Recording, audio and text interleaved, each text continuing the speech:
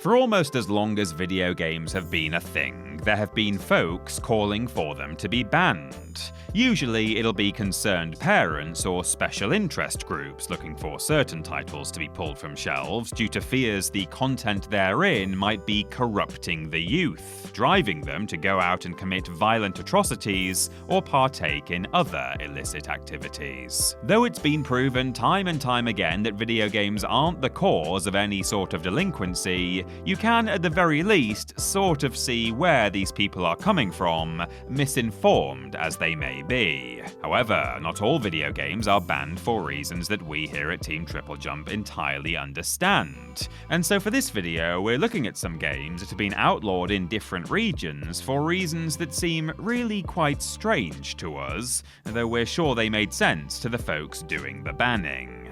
I'm Peter from TripleJump, and here are the 10 weirdest things video games have been banned for. Number 10. EA Sports MMA, Denmark. Here's a fun fact for you. Did you know that in Denmark, it's against the law to advertise energy drinks? It's true. Head over to Copenhagen and you won't see a single advertisement for Monster, Red Bull, or the like. You know what else you won't find in Denmark? 2010 sports title EA Sports MMA. Indeed, EA Sports MMA is banned in Scandinavia's smallest country, but not for the reason you might initially think. And the clue is in what I've already talked about in this entry so far. The game itself puts players in control of a fighter and tasks them with going head-to-head with an opponent and using strikes and takedowns in order to come out of each match victorious. The problem the Danish had with the game, though, was not the violent nature of the sport, but instead the fact that Rockstar energy drink product placement is everywhere in the game. As we mentioned, advertising energy drinks is no bueno in Denmark, but when EA found this out, the studio refused to remove said product placement or replace it with something else in order to, and I quote, preserve the game's authenticity.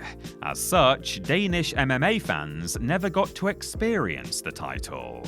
The consolation, of course, is that Danish MMA fans sounds like the most niche group in the world. Although, what do I know, maybe the Danes love MMA. Number 9. EverQuest, Brazil.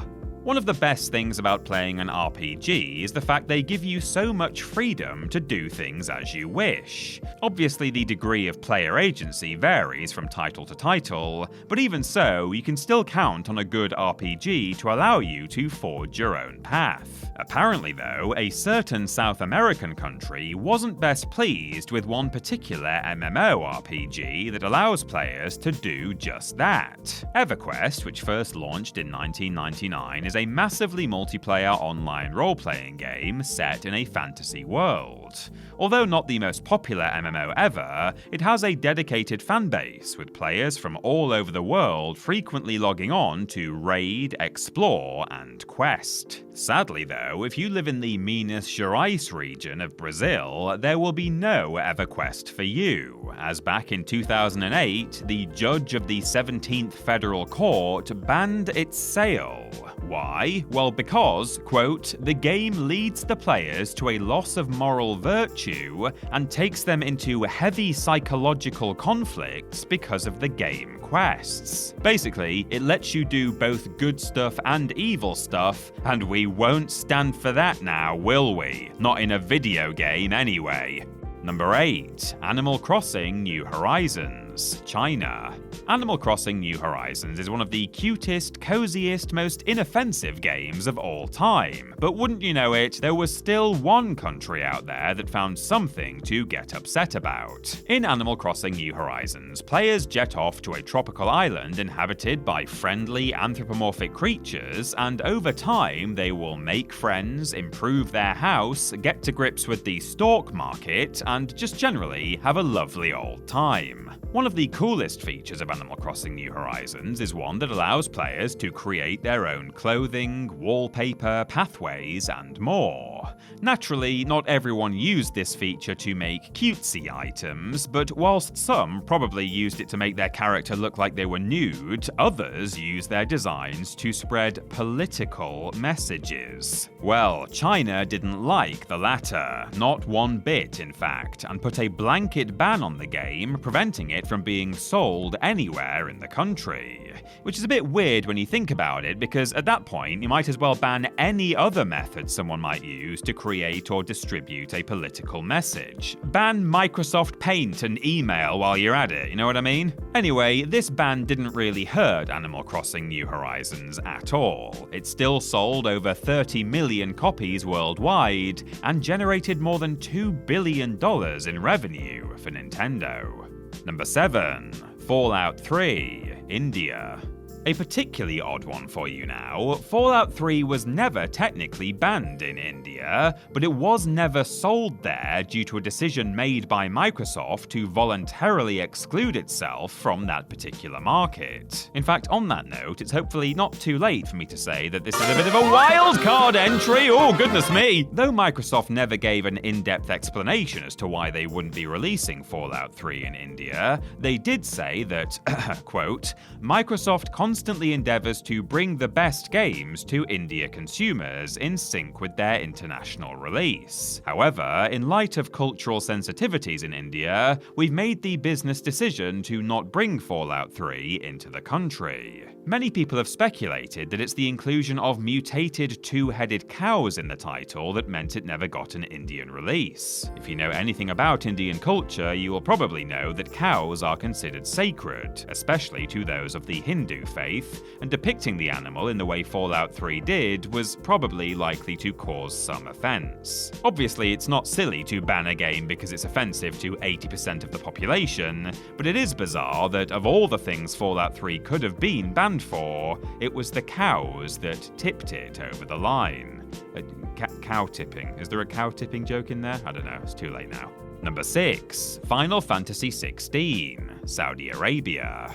The next entry on our list is similar in that an official reason has never been given as to why Final Fantasy XVI is banned in Saudi Arabia, but it is officially banned rather than simply not released. However, based on what we do know about the situation, we can hazard a darn good guess as to what the reason was. Fans of Final Fantasy XVI will no doubt be aware of the romance that unfolds throughout the game between Dion, the leader of the Holy Order of the Knights Dragoon, and Terence, Dion's second-in-command and bodyguard. The vast majority of players quite liked Terence and Dion's relationship, but unfortunately, not everyone was happy with the depiction of a gay couple in the game. Though never explicitly confirmed by the Middle Eastern nation, many believe that it's the pair's romantic relationship, or more specifically a kiss they share, that got the game banned in Saudi Arabia, as censors weren't pleased with its inclusion. Despite the threat of this ban though, Square Enix refused to back down and censor the kiss, and Saudi Arabia announced the game wouldn't be released there due to, quote, the publisher's unwillingness to make the necessary modifications.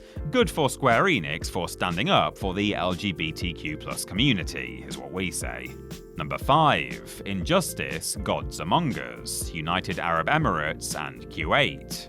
In a game where superheroes beat one another up, there's a fair number of things that could probably be deemed somewhat offensive to those of a particularly sensitive disposition.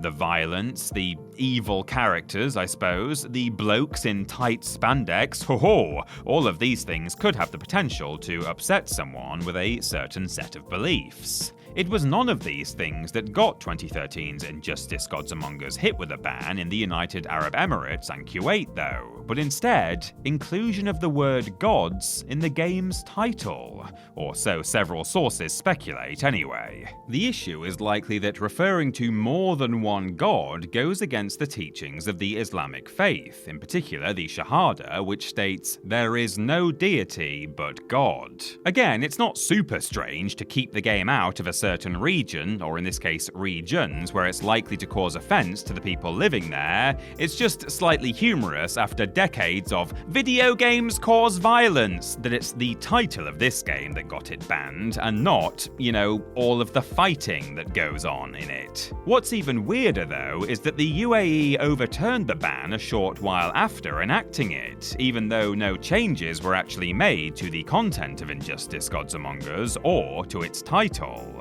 Perhaps the censors were just having a bad day when it originally came across their desks, and they changed their minds later on.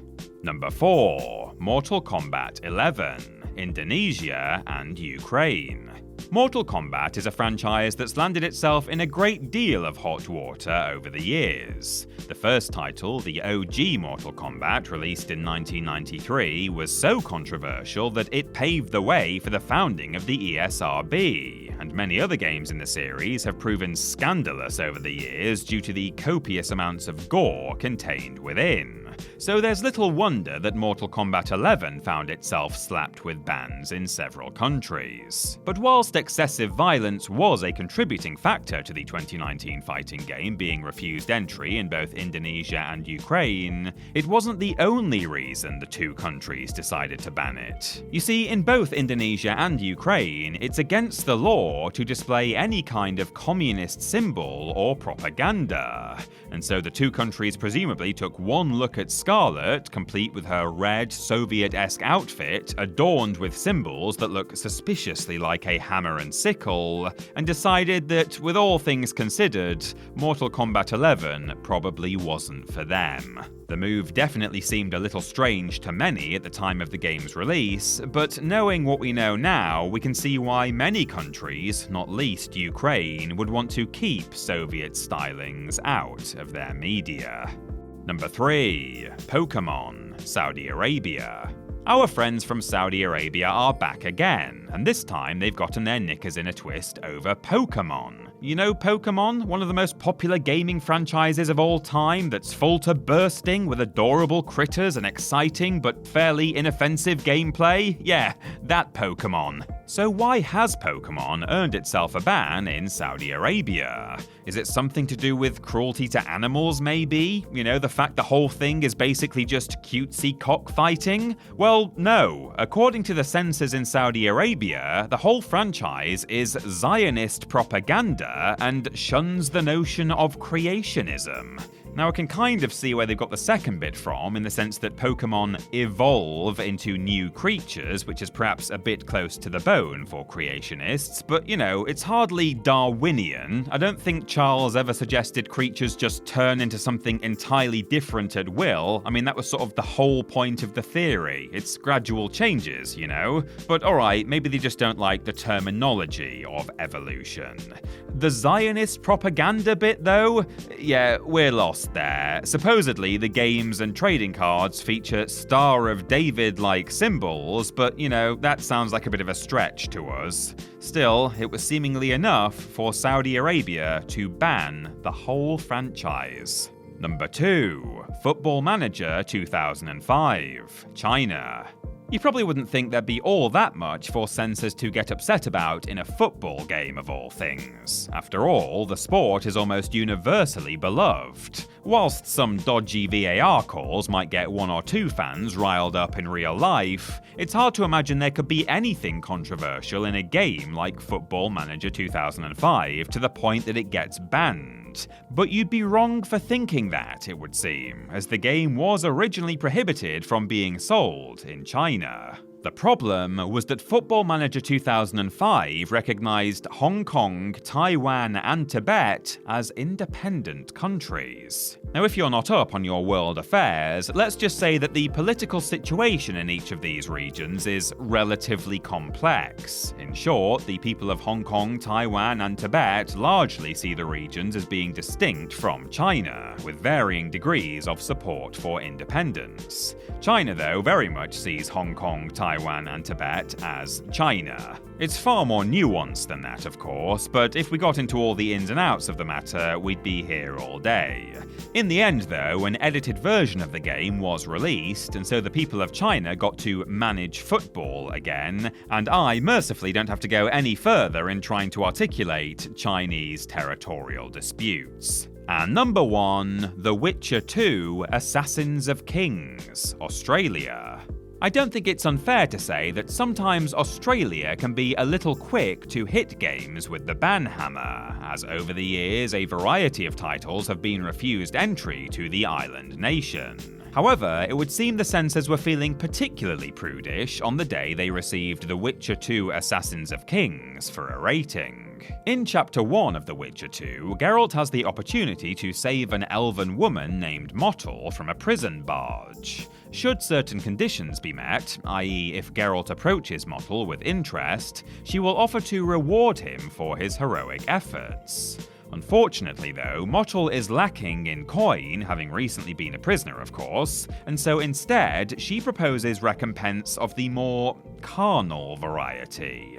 When the game was originally sent to the ACB, the board refused to classify the game as they didn't like that sex was being offered as a reward.